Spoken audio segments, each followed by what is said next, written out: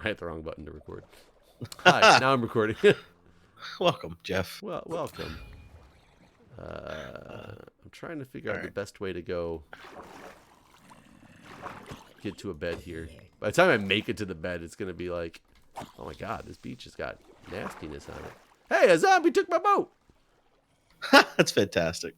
One of the zombies in the underwater zombies. Like, I left my boat out in the middle. Ha! He like He came just up from came under it and he was like, look at this boat. That's great.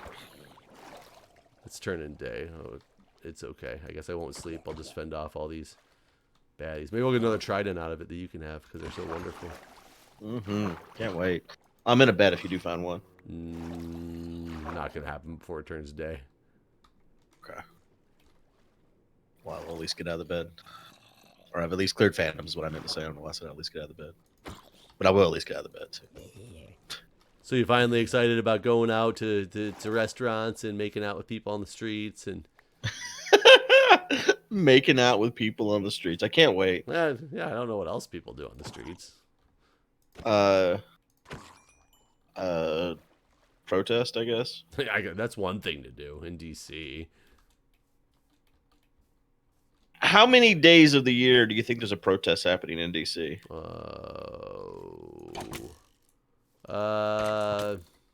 Between 40 and 50 probably. Really, that low? I mean, maybe more. I mean, I'm trying to think. There's probably not one every single weekend, but there's also other protests that are not on the weekends. So I would have thought the number would have been like 200. I mean, I guess it's possible. Well, you live there. But You would know better than I I would. don't go to them. My wife does. I don't. I've just never been. Have you ever been to a protest? Yeah, I mean, sure. Been to them, and most of them are just. Did you say I'm sure, or did you say sure? I said, yeah, sure. I've been to them. Oh, okay. Just or Okay. briefly It's almost like you stopped didn't really by. know. Like, yeah, maybe. Honestly, in DC, Probably. you might not know if you've been to one. Be like, I don't know if that was a protest, but maybe it was. Could have been. Well, what have you protested? Did you want to be there, or were you just kind of drug along by Julia? No, I drug along for like small time frame. I don't. No, I don't like to go just protest. In my opinion, it's like it can be boring. You know, you're standing around. It's more just a social event, is what it is. Because protests honestly do nothing when they're. I can't say protests do nothing. You should not say that. Those protests do nothing because they're just like people standing around, like protesting climate change, and it's like nobody's listening when you're just out on the lawn of the Capitol, because it's the big planned protests. Everybody knows DC is very democratic. You know, nobody's paying attention except for the people who are there protesting. You know, it's more of just coming to solidarity with the people who think like you, as opposed to that you're making a difference in the government. You know, that's the problem. That's what I mean by they don't do anything. I mean, maybe. Go on. I would like to hear a difference in opinion. Well, I just think it depends on what happens as a result. Like, you know, is it covered by the news, that sort of stuff? I think, like, when that's the case, that, like, maybe it does do more than you realize, even if you're there. Like, you know, someone at home may have seen this, and now they're motivated to go and protest and have their voice heard. Add to the kumbaya. I feel like there's when you ignore science, a protest is not changing your mind. Sure. Yeah, So, I won't disagree with that. Yeah, so there's a different, you know, pieces of it as well. I'm trying to figure out the best way to get this guy into. What if I drop a railroad cart off a cliff? What if I drop a railroad? Will he fall out, or will he stay in it? He might die. In the railroad cart? Maybe. Do you really take damage? Probably. I don't know. We're going to find out. Oh, crap. That's not close enough to where I wanted it.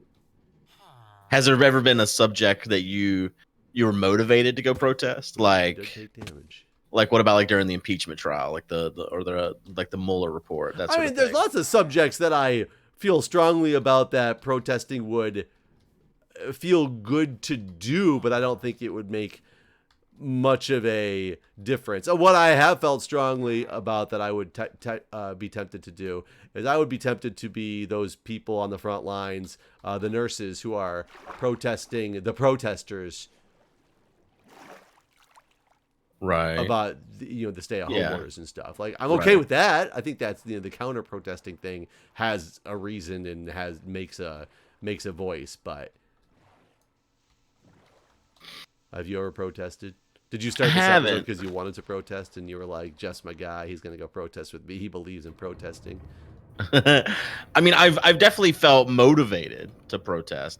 I do feel like I feel disheartened by things where I feel like there's no point. Like, I can protest until I'm blue in the face. No one is not doing. I feel like protests did more. I mean, maybe I don't.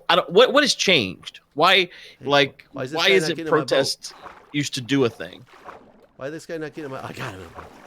Yes. Like, I mean, didn't like the women rights activists whenever they were protesting? Didn't that help women get their right to vote and things? Like, or did the protests, do you think, really have no, or like Vietnam protesting? Like, do you think all of those had no effect on things, or they did? Like, what do you think?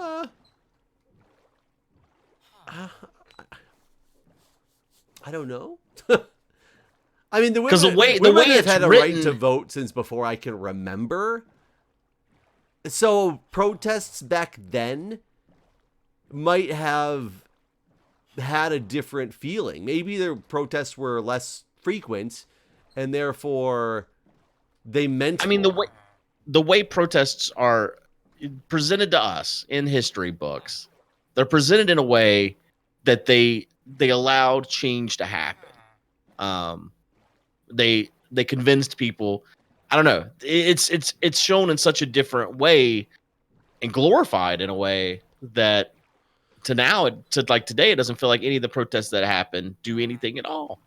Right. That's what I'm saying. That I don't think that they do now. That's why I don't feel it necessary. But why did they back then, or did they never? Maybe they happen less often. Maybe they had less coverage, and therefore it was when they got coverage, it was because there were so many people that some news outlet was like, well, shit, this is gonna be big, or some news outlet with an agenda that they wanted to push a specific topic could more easily go push said topic because they had a venue to show people that something they didn't see on a normal basis, even though it might have happened on a normal basis. But I think that you see, like, the Women's March, some of these the gay rights things are just as big as any protest that's ever happened.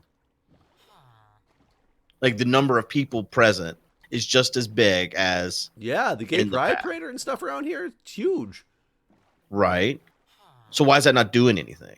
I mean, I think for the DC area, the DC gay pride community. So I actually do think the gay pride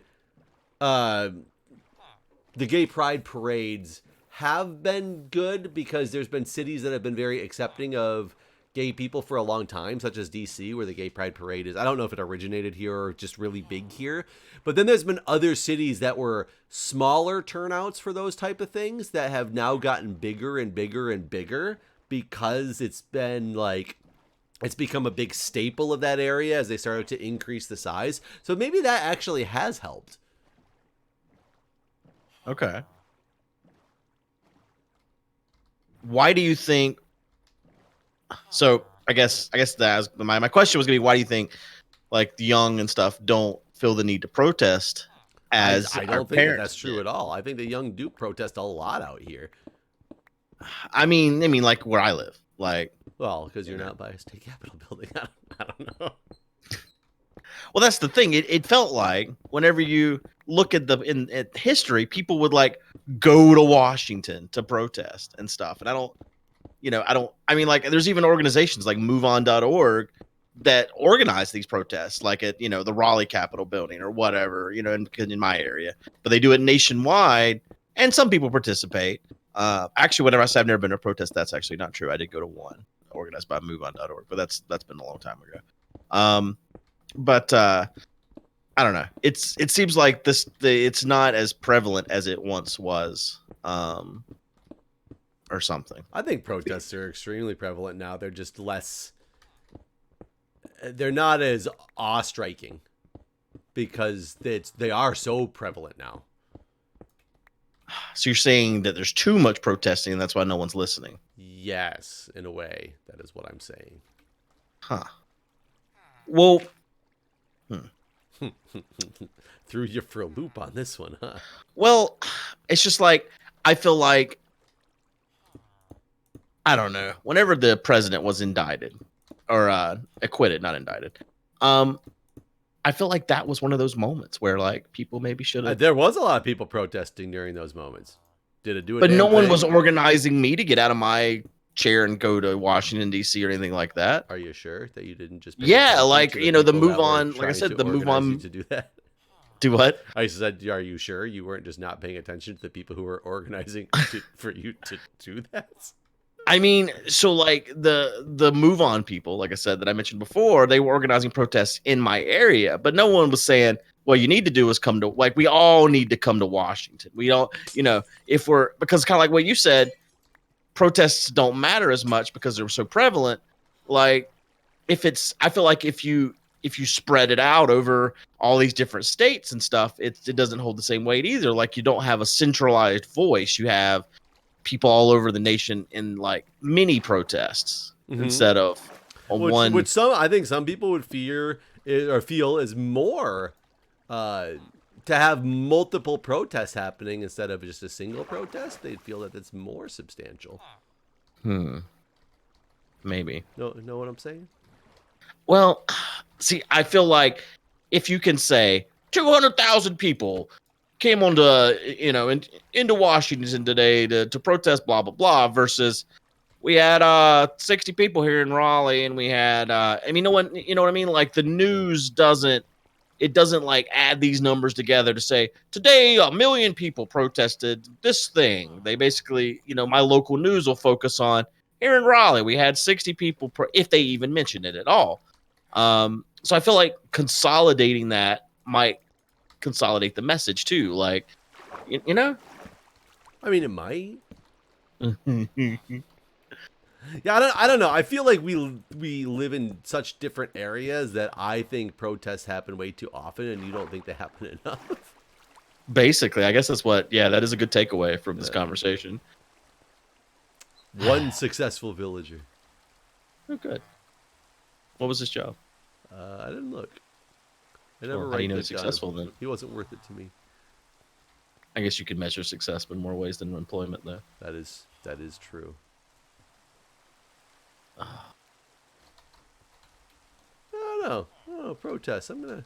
I'm curious what people in the comments think because since being a DC's changed my perspective on a lot of things, and like I think when I came from Michigan, like I didn't understand about protesting. When I heard about protests happening in Michigan, I was like, damn, something big must be going on. And then you come out here and it's like, let's protest for gay rights. Let's protest for women's rights. Let's protest for bugs' rights. Let's protest for keeping. Boy, maybe you shouldn't have keeping the lights on after 11:45 p.m. in a residential neighborhood. Let's protest noise ordinance. Like there's a protest for everything, or there's protests and there's rallies, and that's where it also gets confusing. Right. Yeah, that's true. Yeah, because when you're out there, the climate science or the climate march, those are rallies, I guess, not protests per se. Right. So does that change what the concept of what it is? No, it's really a gathering all for the same thing to get your point across. It's just you I guess one is supposed to be more peaceful demonstration and one is supposed to be like, hell no, we won't go, type of deal. Right.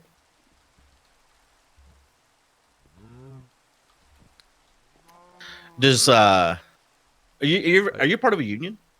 Not anymore, but my hospital is unionized. Yes, I mean technically, I guess I am part of the union for the place I'm a professor at. Has there ever been any union protests? Not protests. We've had union. I guess would you call them protest? What do we call them? Holy shit, picketing. Right. Isn't that a protest? And sure, but it's called something else. So I don't know. Is it a protest? Is it a rally? Is it a picket? Do they have a specific? I've never looked into the definitions to know. Does picketing term something specifically that is different than protest? I don't know. And it very well could. I just don't know the answer. But yes, we had union agreements. You know, our collective bargaining agreement ran out a couple times. Since I've been there's been 2 strikes that I was quote unquote part of. Are you just telling yourself some information? Yeah, I am. So I don't have to remember that in a minute. Like, is there a hitman after me? He's coming. It's there's so I'm saying these. So there's been these strikes that I've been part of.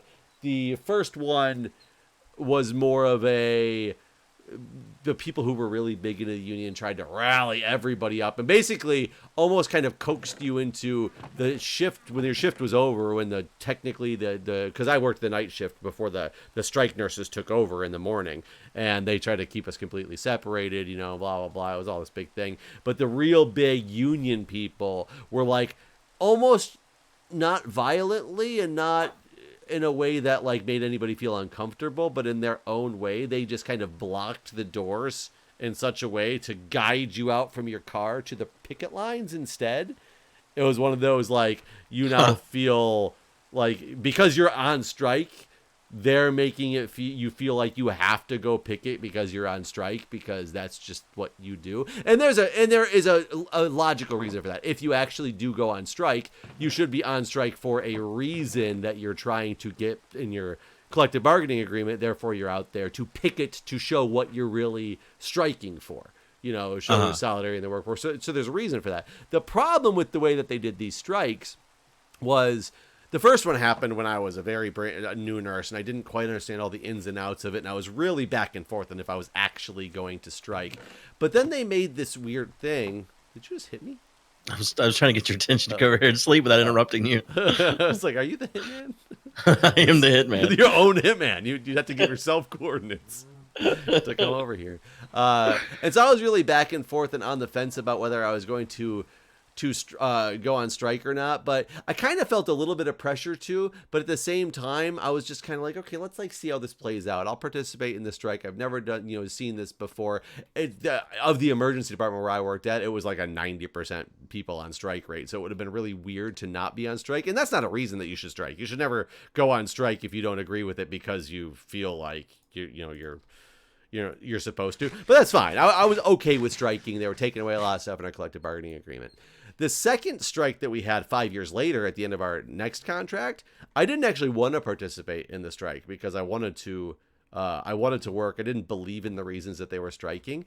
But there was some weird thing where they made you, and I had vacation planned a couple days before this, or I was out of town for a couple days before this. You had to go check into the hospital if you were going to strike on a specific day so that they would let you back on campus. If you didn't check in whether you planned on striking or not, you were officially striking at that point, because they wouldn't let you back in. So I physically was forced by the hospital to strike because I couldn't go in and get my name on the list and prove that I was not trying to illegally cross the picket lines or whatever. So it was a really messed up way that they went about that one. Yeah, it's kind of screwed up. So I've been on strikes. That one I just refused to go out and picket because I didn't want to be on strike anyway. I didn't believe in what was the subject matter of the strike? Oh God, that one. They were really pushing for patient ratios.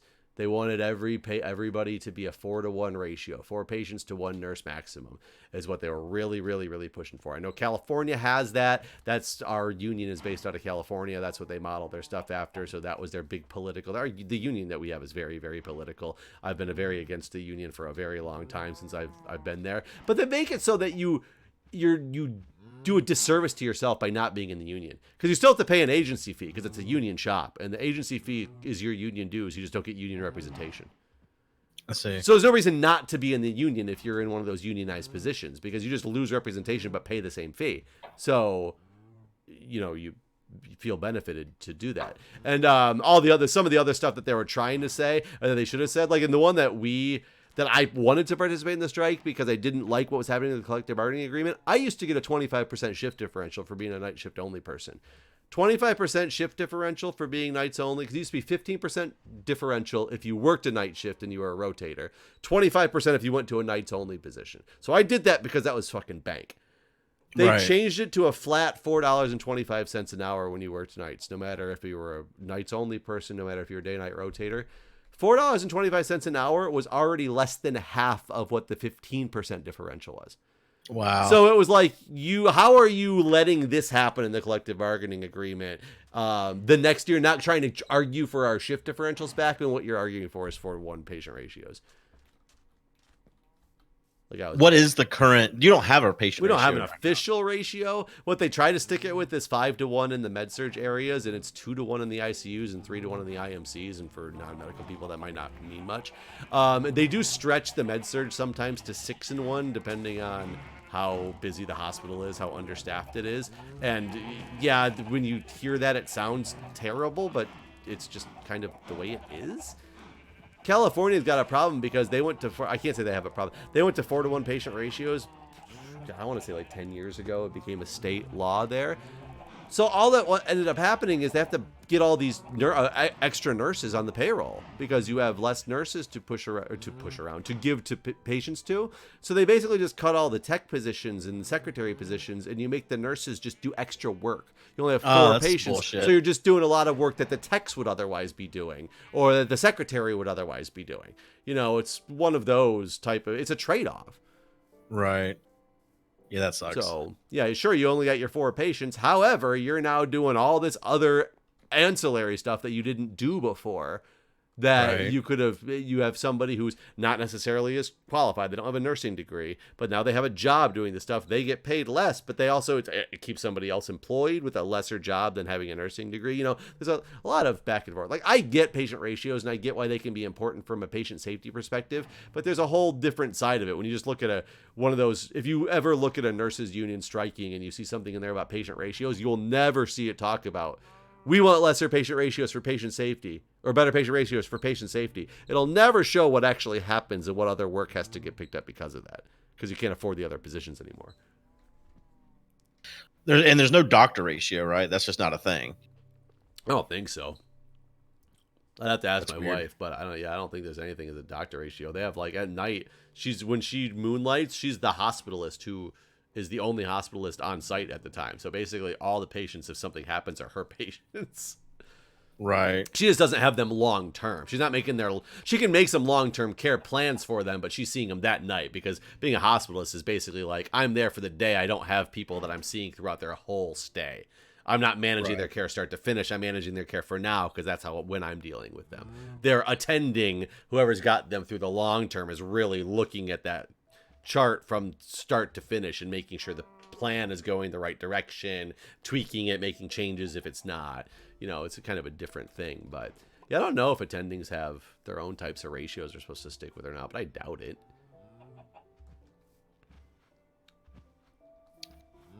Jesus Christ. I've hit the cave of all the monsters in the damn game. Yeah, when you admit somebody from the emergency department, you have to admit them to, like, an accepting physician. So I would assume if a physician gets too many, they'll just be like, no, I'm not accepting this patient.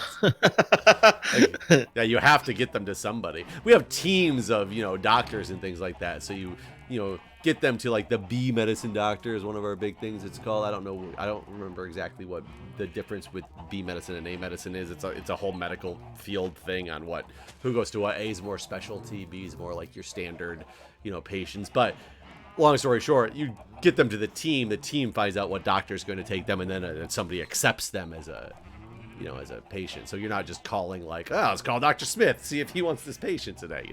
You're calling the team. They're saying this person's up, that this person's going to be the one that's going to be taking this patient.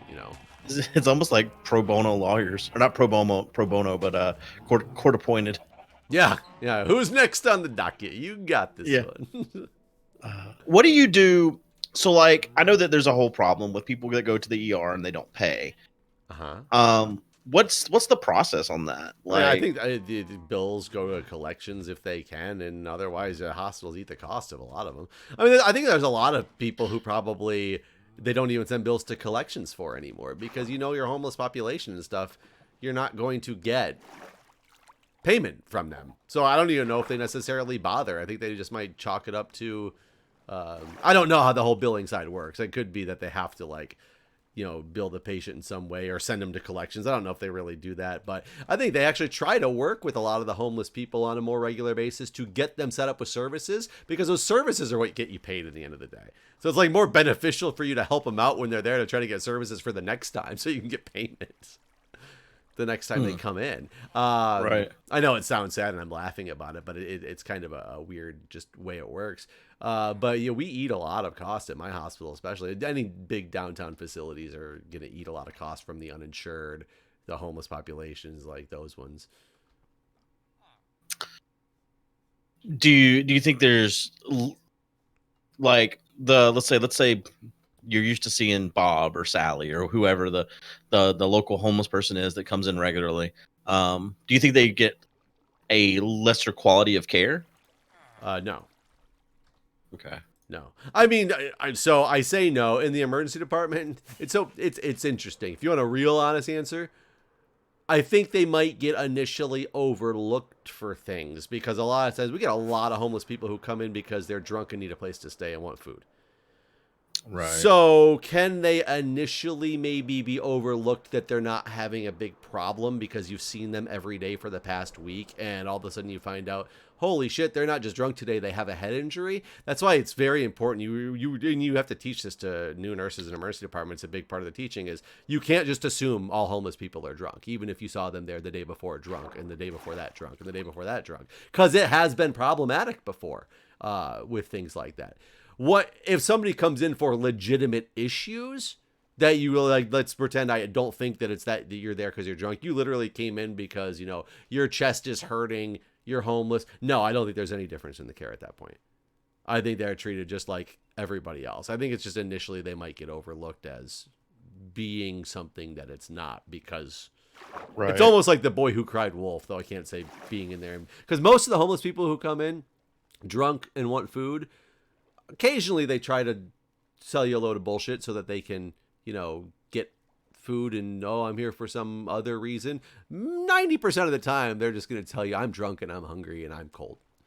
Right. Well, I know in TV dramas or whatever, you'll have that case where the homeless man or woman come in and they just think that you're just a drug addict and that's all you're here for is to see what drugs you can get. But I know when I go to the doctor, hell, we've talked about it before where I had a tooth pain and they were like, here's an opioid. Yeah, I will say of the drug seekers, because drug seeking is a big thing that you have to watch out for, and it's a real back and forth story as well on how do you find out if somebody's drug seeking or if they're really legitimately in that severe of pain for seemingly no reason, or why are they saying all the right things to get this specific medication, which can happen. There used to be a thing, it was a big cocktail of Dilaudid, Phenagrin, and Benadryl. And it was this known combination, apparently, that when people would get it, it gives you this insane high.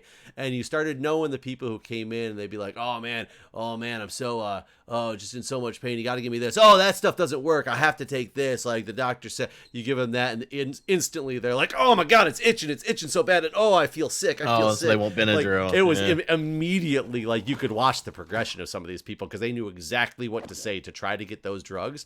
But as a nurse, luckily you're letting the doctors deal with that as opposed to, you dealing with it as much because you're not the one prescribing the medications to them. Right. But I would say most of my known drug seekers, or even the people that were suspected of drug seeking, even if they weren't at the end of the day, because you never really know, mostly it was not the homeless population. Okay. Which is interesting because the stereotype that people put on homeless people is, I'm not giving you any money because you're just going to buy alcohol with it, that sort of thing. Most of the homeless population was drunk all the time, yes. And I think I understand exactly why that is. I'm not bragging on them. For one, it makes them feel less pain. They are in a lot of pain because they're living outside, It makes them feel warm because, vasodilatory, effects of alcohol and things like that. And they have not, a lot of them say they just have nothing else to live for. So why not? So I get it. I'm not ragging on homeless people for drinking, but that is a stereotype that I see relatively frequently. Doesn't mean all homeless people are like that by any means, but the ones I saw in the hospital, it was a very large percentage of them, sure. It was that white privilege. I wonder how many blocks away are loaded. Why? What are you doing? Well, I was trying to run a hopper chain all the way over to our little island where our chests are at, but I'm not certain that the pyramid's loaded that far away. And I'm trying to find. I was trying to Google it. A grid of default radius of 10, or for a total of 21 by 21, or 441 chunks. But how many blocks are in a chunk? Is it 16? It's 16 by 16, so a straight line, yeah. Blocks are in a chunk is 16 by 16, but if you're talking just straight lines, then yes, it's 16, I believe. Okay, so then it'd be 16 by 10, so it'd be 160 blocks away is what we're looking at here. And we're 234, so that's 165 blocks away. It might be enough. Well, keep in mind, you might be talking about just one chunk of the chain that doesn't work until you walk, right? Right. It might get bogged up in one spot is what I'm worried about. Is it right in the middle as opposed to just like it's the end one? No, like basically the end point. The storage itself might not get loaded, basically. I don't know. Which is probably fine because you wouldn't need it loaded until you go down there, right? It would just finish loading once you walked down there to get this. I guess the only problem is if all the hoppers got full. Yeah. But then I guess it would just stop pulling. So I guess it's not.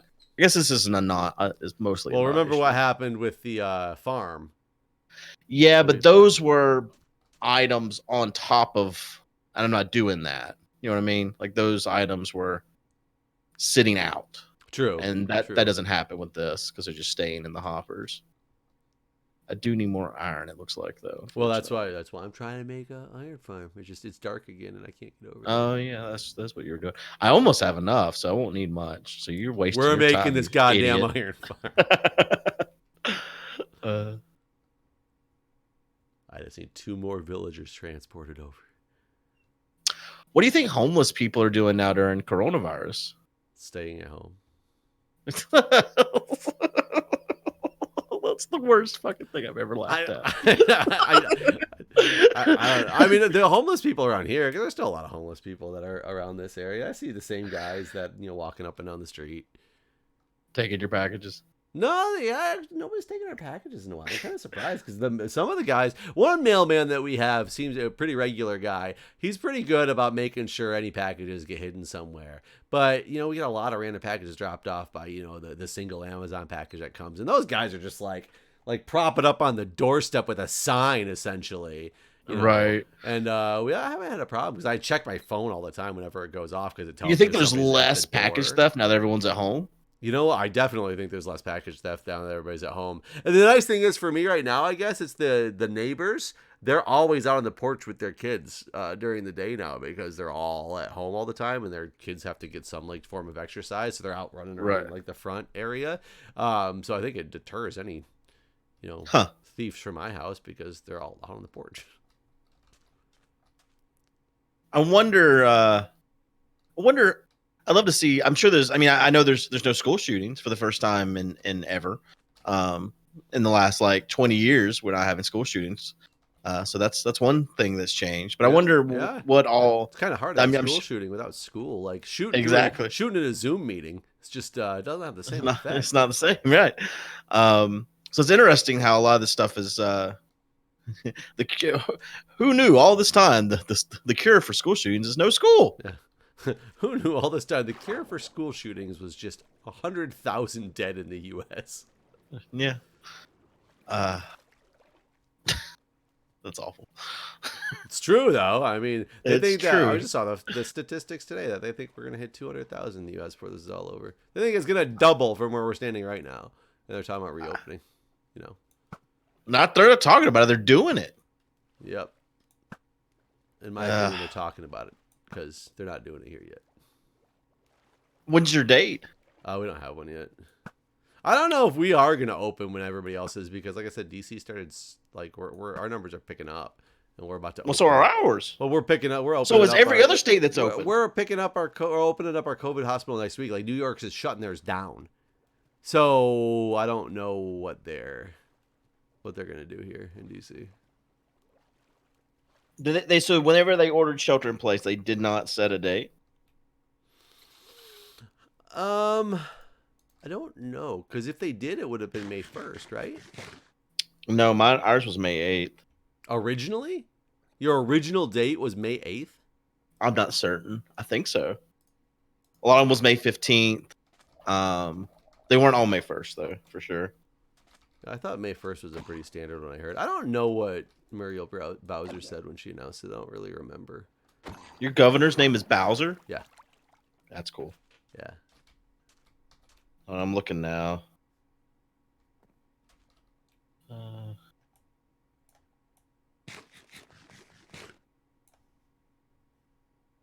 Looks like this Friday.